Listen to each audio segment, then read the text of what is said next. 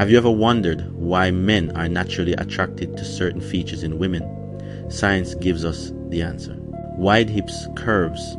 Men are drawn to wide hips because it's linked to fertility. Wider hips mean a woman's body is built for carrying and delivering children safely. It's biology. Big butt curves. Studies show men subconsciously see this as a sign of health and youth. It signals strong genes for survival and reproduction. Breasts.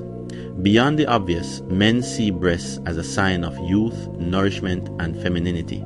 They trigger protective and sexual instincts at the same time. Youthfulness, clear skin. Men are wired to find youthful traits attractive because they signal fertility and the ability to have healthy children. The truth is, men aren't just being shallow.